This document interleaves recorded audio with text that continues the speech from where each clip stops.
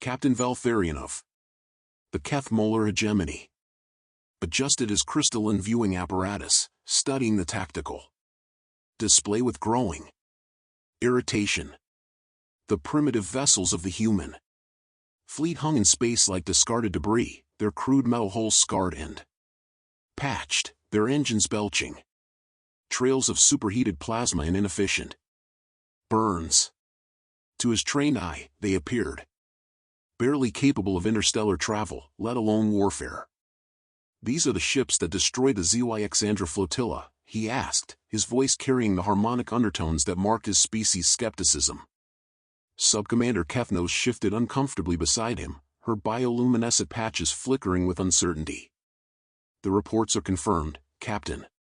3 human vessels engaged 7 of our most advanced cruisers. Only 1 ZYX ship escaped to relay the encounter." Valtharion's primary eyes narrowed while his secondary pair continued scanning the tactical feeds. The human fleet consisted of 12 vessels, each one a testament to their species' apparent technological limitations. Their ships were angular, asymmetrical things that seemed to have been assembled from salvaged parts. No elegant curves or flowing lines that marked true stellar engineering. No harmonic resonance fields or quantum phase shields. Just crude armor plating and primitive kinetic weapons. Aboard the human flagship Relentless Dawn, Captain Caxton Thrall stood before the main viewport, watching the alien formation with the patience of a predator. His weathered face bore the scars of a dozen boarding actions, and his cybernetic left eye glowed with tactical data streams. Behind him, the bridge hummed with the controlled chaos of a warship preparing for battle. "Their formations are textbook perfect," observed Commander Zephyr Voss, his tactical officer.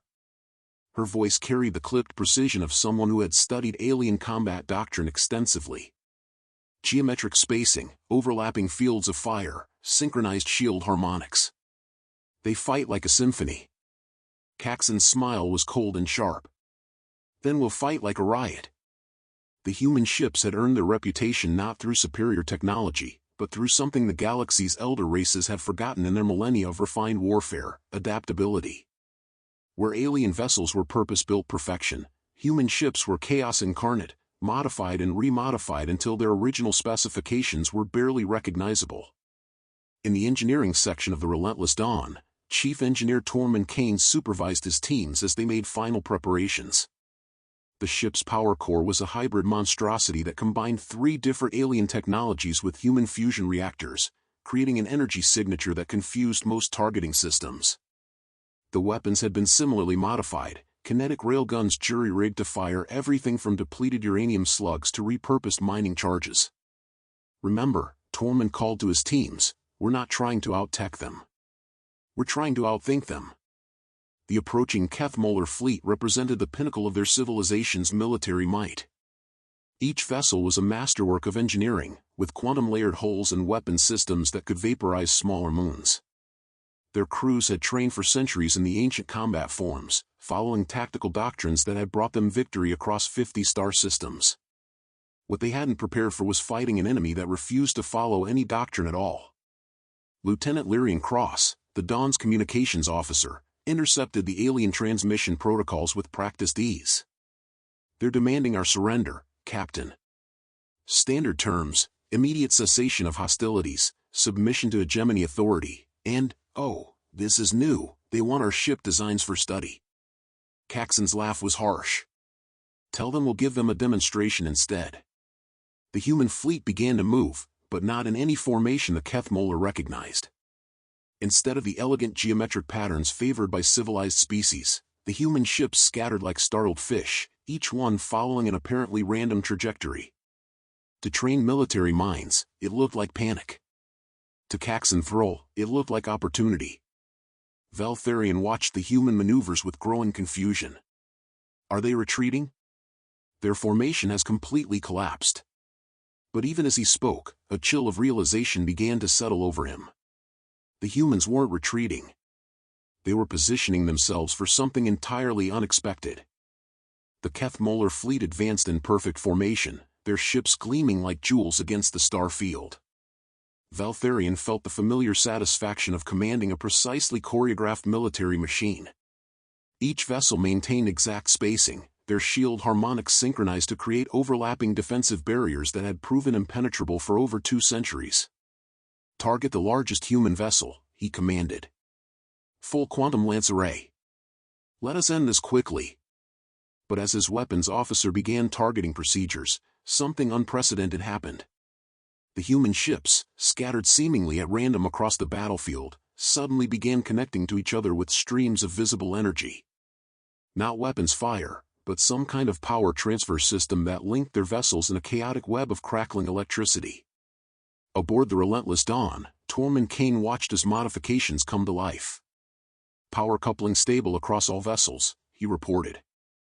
"We're now operating as a single distributed system." Caxton nodded grimly.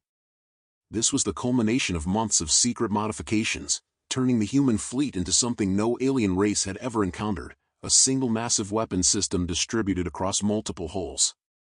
Each ship was no longer an individual vessel but a component in a larger machine.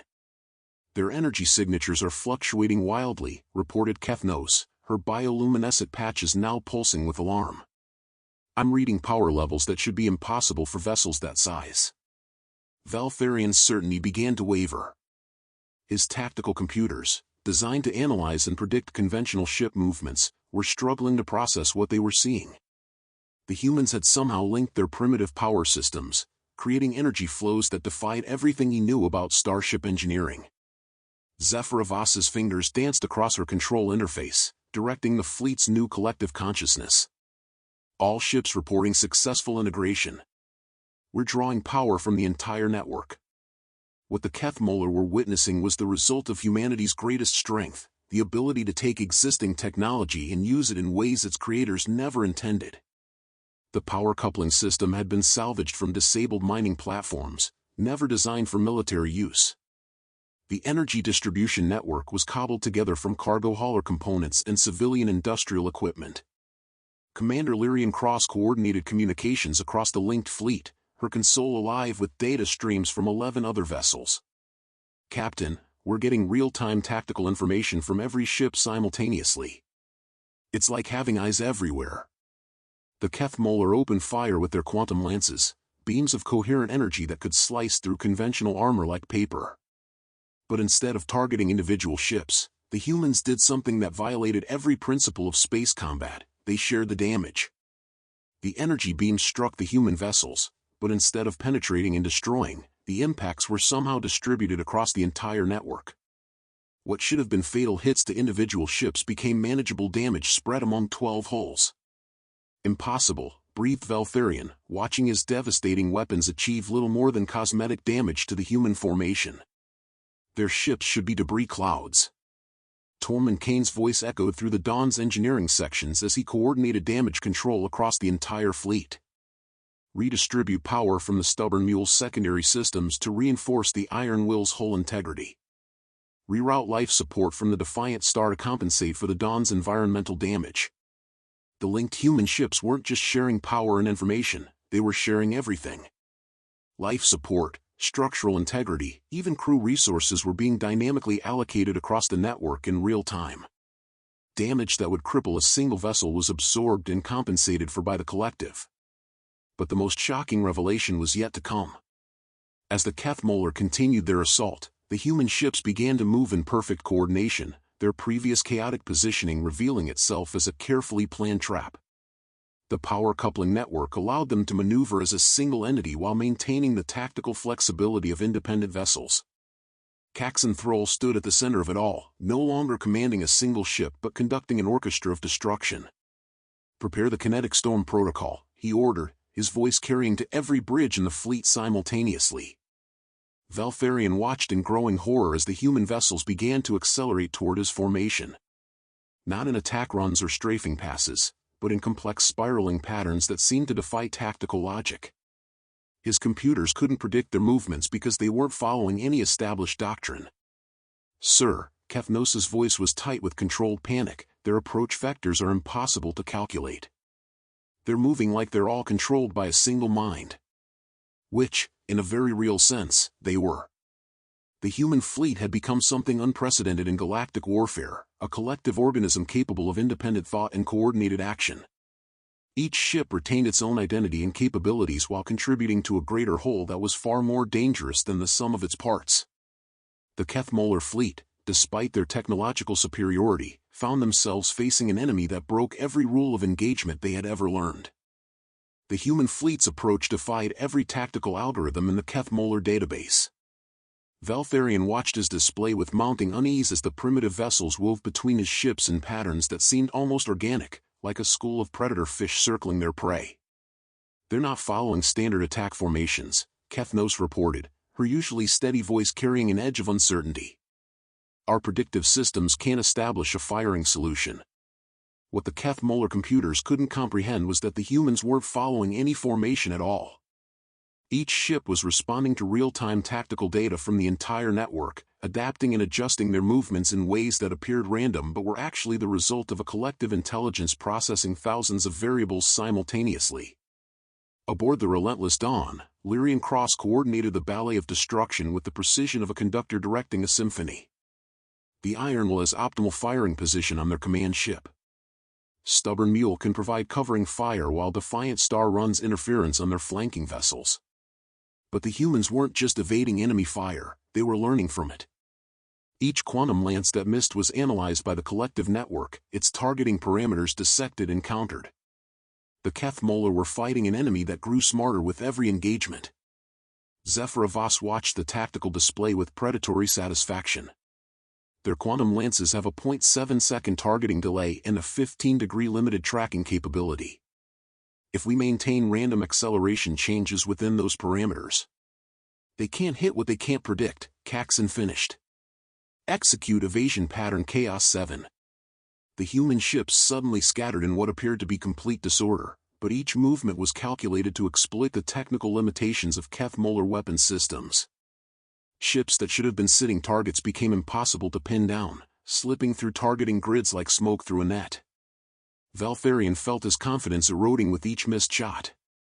His fleet possessed overwhelming firepower, but their weapons were designed for the elegant, predictable warfare practiced by civilized species. These humans fought like madmen, with no regard for tactical doctrine or proper formation discipline. "Increase firing rate," he commanded.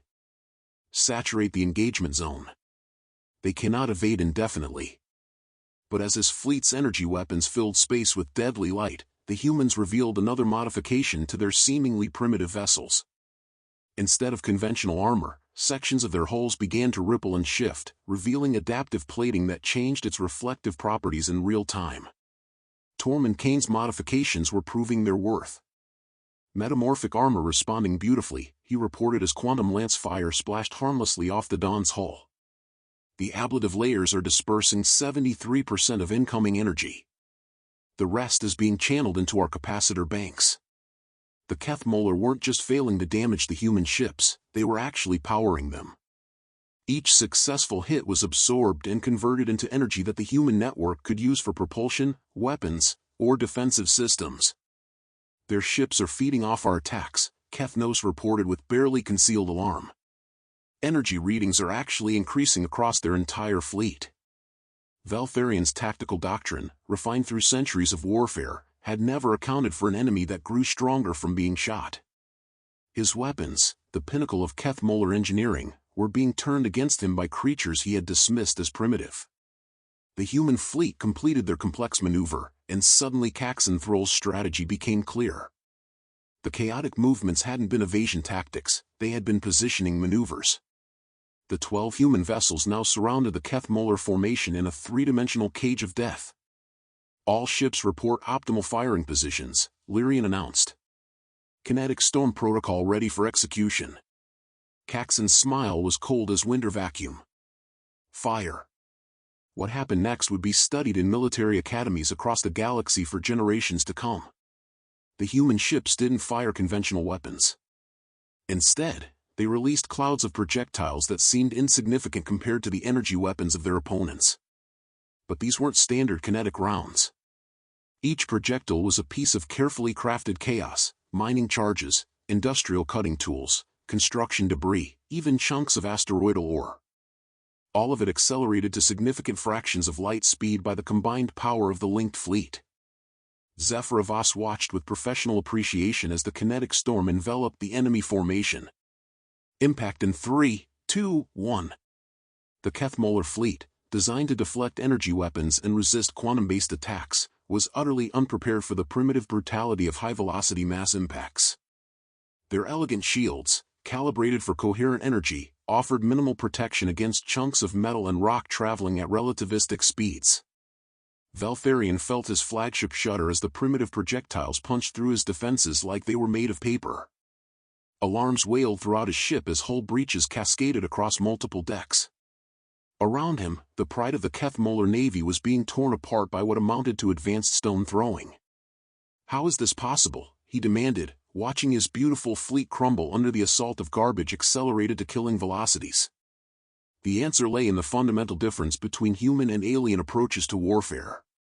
Where the Kethmolar sought perfection through refinement, humans embraced chaos through adaptation. They took whatever they could find and turned it into a weapon. As the kinetic storm tore through the Kethmolar formation, Veltharion made a desperate decision that would haunt him for what remained of his life. Rather than retreat, he ordered his surviving ships to close distance, believing that the humans' crude projectile weapons would be ineffective at close range. It was exactly what Caxanthrol had been hoping for. "Enemy fleet is moving to close engagement distance," Lyrian reported, her voice steady despite the magnitude of what was about to unfold. "All ships are within optimal range for Protocol Omega." Tormund Kane's fingers flew over his engineering console, activating systems that violated several fundamental laws of physics as understood by galactic civilization. "Gravity well generators are online. Warning, we're about to make space very unhappy." The modification that followed represented humanity's most audacious adaptation yet. The 12 human ships had been equipped with salvaged gravitational manipulation devices, originally designed for asteroid mining and planetary engineering. No sane species had ever considered mounting such equipment on warships, as the power requirements and instability risks were deemed prohibitive. Humans, however, had never been particularly concerned with what was considered sane. Veltharion's remaining 7 ships found themselves flying into what appeared to be empty space, only to discover that space itself had become a weapon. The human vessels began generating localized gravity wells, turning the battlefield into a maze of invisible death traps. Gravitational anomalies detected throughout the engagement zone, Kethnos reported, her bioluminescent patches now strobing with panic. "Navigation systems are failing. Our ships are being pulled off course." What the Kethmolar were experiencing was space combat as imagined by a species that had learned to weaponize everything. The humans weren't content to simply shoot at their enemies, they were restructuring local spacetime to trap them. Zephyr coordinated the gravitational assault with the precision of a master strategist. "Increase well intensity around the command ship. Draw them into the funnel between ships 3 and 7. Once they're locked in the gravity channel, they won't be able to maneuver." The Kethmolar fleet, designed for elegant maneuvers in predictable space, found themselves caught in an ever-shifting maze of gravitational anomalies. Their sophisticated navigation systems, calibrated for normal stellar mechanics, were useless against artificially generated space-time distortions. Caxan watched with grim satisfaction as enemy vessels were pulled inexorably toward predetermined positions. "They're fighting the current instead of reading it. Time to show them how we navigate rough water." The human ships moved through the gravitational chaos with apparent ease, their movements no longer seeming random but revealing themselves as precisely calculated courses through the artificial gravitational landscape. What looked like technological madness was actually three-dimensional chess played with the fundamental forces of the universe. Aboard the Kethmolar flagship, Veltharion felt his ship being drawn into a gravity well that hadn't existed moments before. His engines, straining against forces they were never designed to counter, began to overheat as they fought against invisible chains. "Can we break free?" he demanded. His chief engineer's response was delivered in the harmonics of despair. "The gravity gradient is increasing, Captain. They're not just creating wells, they're actively manipulating them to trap us." This was the terrifying reality of fighting humans. They didn't just adapt existing technology, they perverted it into forms that defied comprehension. The gravity wells weren't static traps but dynamic weapons that could be adjusted, redirected, and intensified in real time. Tormund Kane's voice echoed through the engineering sections of all 12 human ships simultaneously. Gravity tethers established. Now we reel them in. The trapped Kethmolar vessels found themselves being drawn together into an increasingly tight formation, their own ships becoming obstacles to their maneuverability. As they were compressed into a smaller and smaller space, their sophisticated point defense systems began to interfere with each other. Leary and Cross monitored the enemy communications with professional interest. They're trying to coordinate an escape vector, but their command structure isn't designed for this kind of chaos. Their communication protocols are breaking down under the stress. The Kethmolar, like most advanced civilizations, relied on orderly, hierarchical command structures and formal communication protocols. They had never encountered an enemy that could turn their own organizational strengths into tactical weaknesses. Compressed formation achieved, Zephyr announced. All enemy vessels are now clustered in a 0.3 cubic kilometer space. Their point defense grids are overlapping and interfering with each other. Caxton nodded grimly. The trap was complete.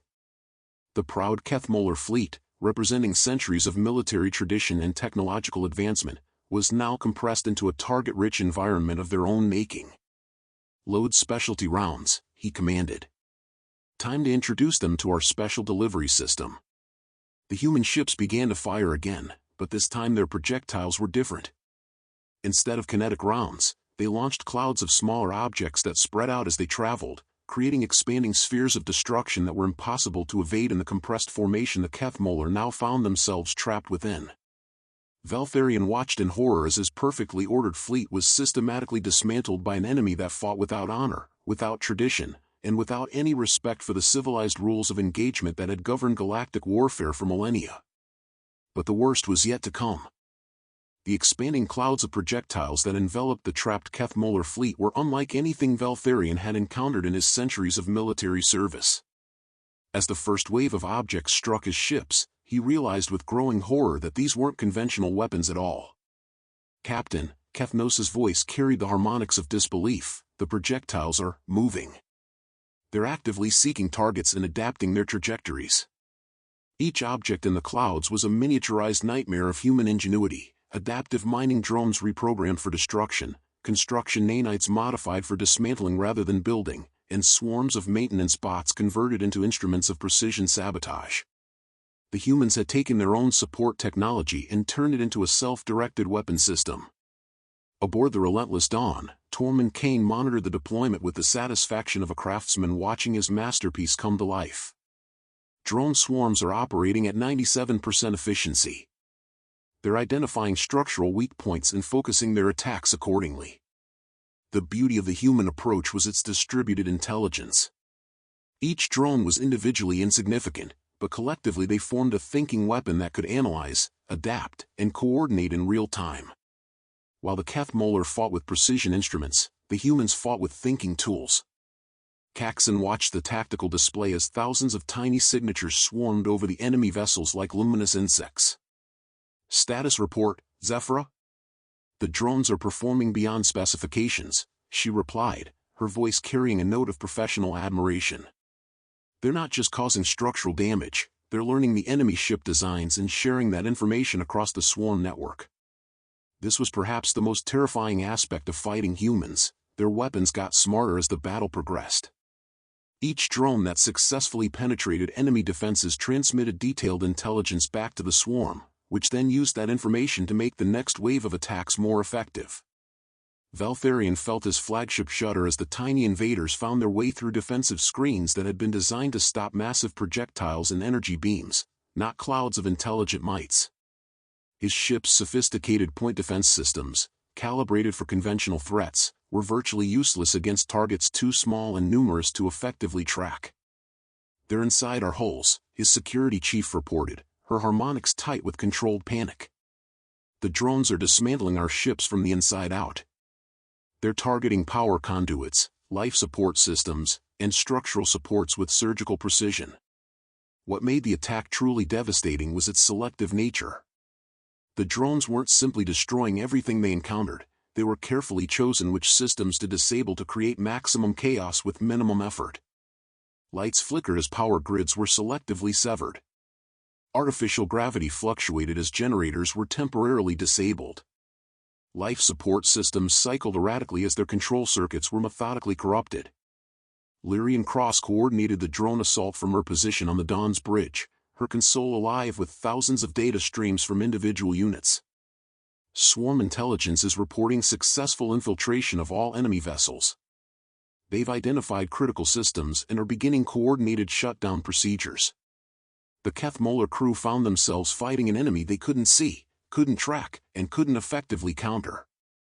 Their ships, marvels of engineering perfection, were being systematically taken apart by mechanical parasites that understood their construction better than their own crews did. But the humans weren't finished. As the drone swarms continued their work, the 12 linked vessels began to move in perfect coordination, their gravity well generators creating a rotating field that began to spin the trapped enemy formation like a vast centrifuge. Rotational velocity increasing, Zephyr reported. The enemy ships are being subjected to increasing G-forces. Their crews should be approaching the limits of their physiological tolerance. Tormund's voice crackled through the network. Structural stress analysis indicates imminent hull failure on multiple enemy vessels. The combination of drone damage and rotational stress is exceeding their design parameters. Valtharion felt his ship groaning around him as forces no warship was designed to endure tore at its superstructure. The elegant curves that marked Keth-Moller design philosophy were becoming structural liabilities as the rotating gravity field created stress concentrations at every joint and junction. "Emergency stop," he commanded. "All engines full reverse." But there was no escape from the gravity trap the humans had constructed. The more his ships struggled against the artificial gravitational field, the more energy they fed into the system that was destroying them. Caxton Thrall stood at the center of the tactical display, watching 12 sophisticated warships being taken apart by an enemy that had turned the very laws of physics into weapons. His expression was carved from stone, showing no satisfaction or mercy, only the cold efficiency of a predator completing a hunt. "Sir," Lyrian announced, "we're receiving surrender requests from multiple enemy vessels." The Keth-Moller fleet, the pride of their military, was being systematically dismantled by ships they had dismissed as primitive scrap heaps. Their surrender wasn't just military defeat, it was the acknowledgement that everything they thought they knew about warfare had become obsolete. But Caxton Thrall had learned long ago that in the depths of space, mercy was a luxury that could cost lives. The Keth-Moller had come to human space as conquerors, and they would leave as wreckage. "Continue the operation," he commanded quietly. "No survivors." The destruction of the Keth-Moller fleet was not the clean, instantaneous vaporization typical of energy weapon conflicts, but a slow, methodical dismantling that spoke to humanity's unique approach to warfare. As the gravity wells continued their deadly rotation and the drone swarms completed their surgical destruction, Valtharion found himself witnessing the birth of a new form of combat that would reshape the galaxy's understanding of power. His flagship, the Harmony of Stars, had been the pride of Keth-Moller engineering just hours before. Now it was a dying thing, its elegant systems corrupted by mechanical parasites and its graceful hull twisted by forces that defied its design philosophy. Around him, his crew worked desperately to maintain basic life support as their perfect vessel came apart at the molecular level. "Captain," Kethnos' bioluminescent patterns had faded to barely visible flickers, "hull breach on 17 decks. The drones have severed our primary power couplings. We're running on emergency systems." Valtharion felt something he had never experienced in 3 centuries of military service, the absolute certainty of defeat by an inferior enemy. The humans hadn't outgunned them or outmaneuvered them in any conventional sense. They had simply refused to fight by any rules the Keth-Moller understood. Aboard the relentless Dawn, Caxton Thrall monitored the final phases of the engagement with the dispassion of a professional soldier. The tactical display showed the systematic collapse of enemy resistance, each Keth-Moller vessel's signature growing weaker as the drone swarms completed their work. "Enemy fleet is non-operational," Zephyr reported. "Structural integrity is below critical thresholds on all vessels. They're effectively dead in space." But even in victory, Caxton felt no satisfaction. The modification of human vessels into instruments of such devastating effectiveness had required sacrifices that weighed heavily on his conscience. The crew quarters on every ship had been reduced to minimal life support to make room for the exotic systems that gave them their edge. The men and women under his command were living in conditions that bordered on inhumane. Tormund Kane's voice echoed through the network, carrying the exhaustion of someone who had pushed both technology and physiology beyond safe limits. All ships reporting critical stress on primary systems. We need to shut down the gravitational generators before we tear ourselves apart. The human victory had come at a cost that would only become apparent in the days and weeks that followed. The exotic modifications that made their ships so deadly also made them incredibly dangerous to their own crews. Several vessels were already showing signs of structural fatigue that would require complete reconstruction. Lyrian Cross's usually steady voice carried a note of concern as she reported, "Medical bays across the fleet are reporting casualties from exotic radiation exposure. The gravity well generators are producing side effects that our shielding can't completely contain." This was the dark secret of humanity's military revolution. Their ships were killing their crews almost as efficiently as they killed their enemies. The price of turning primitive vessels into Galaxy-class weapons was paid in human lives and health. As the last Keth-Molar vessel finally succumbed to structural collapse, Valtharion activated his ship's emergency beacon. Not a call for rescue, but a warning to be transmitted across the galaxy. In his final moments, he managed to record a message that would change the course of galactic politics. To all who received this transmission, his voice carried the harmonics of absolute certainty: do not underestimate the humans. Their ships appear primitive, but they have learned to weaponize everything. They fight without honor, without rules, and without mercy. They turn their own vessels into instruments of mutual destruction, and they accept casualties that would break any civilized species. The transmission cut off as the harmony of stars finally broke apart, its graceful hull unable to withstand the forces that had torn it from within. Caxton received the transmission and felt a cold weight settle in his chest. The Keth-Molar commander's words carried an uncomfortable truth: humanity's military effectiveness was built on a willingness to sacrifice that other species found incomprehensible. "Sir," Lyrian announced quietly, "we're receiving priority communications from Earth Command. Word of our engagement has reached the core worlds." Caxton knew what those communications would contain. Questions about their methods, concerns about their casualties, and probably orders to explain how they had turned their ships into weapons that violated numerous interstellar treaties. "Set course for home," he commanded. "And begin documenting our modifications. Others will need to understand what we've learned here." As the human fleet began its journey back to Earth, leaving behind a debris field that had once been the pride of the Keth-Molar Navy, they carried with them the knowledge that they had irrevocably changed the nature of galactic warfare. They had proven that technological sophistication was no match for adaptive ingenuity and that the willingness to sacrifice could overcome any advantage. But they had also proven something darker, that turning primitive ships into ultimate weapons required turning their crews into something less than human. 6 months after the battle that would become known as the Keth-Molar Incident, Captain Caxton Thrall stood in the observation deck of Luna Station, watching the construction of humanity's new fleet. The ships taking shape in the orbital yards bore little resemblance to the converted cargo haulers and mining vessels that had won humanity its first major space victory. These new vessels were purpose-built weapons of war, incorporating all the lessons learned from their desperate modifications while addressing the horrific costs those innovations had demanded. They were sleek, deadly, and utterly inhuman in their efficiency. "The casualty reports came in this morning," Tormund Kane said quietly, joining Caxton at the viewport. The chief engineer looked older than his years, his hair gone white from radiation exposure during the battle. 37 dead from exotic radiation poisoning. Another 112 with permanent health effects. Caxton nodded grimly. The price of their victory had been paid in the bodies of his crew, men and women who had accepted death as the cost of protecting humanity's expansion into the galaxy. The medical bays of every ship in the fleet had become wards for the dying, filled with people who had been slowly killed by their own weapons. "The Admiralty wants a full briefing on our combat modifications," Tormund continued. "They're planning to implement our designs across the entire fleet." The irony wasn't lost on either man. Their desperate improvisations, born from necessity and limited resources, were becoming the foundation of humanity's military doctrine. Ships that had been death traps for their crews were being refined into instruments of controlled destruction. Zephyra Voss materialized beside them, her reflection ghost-like in the observation window.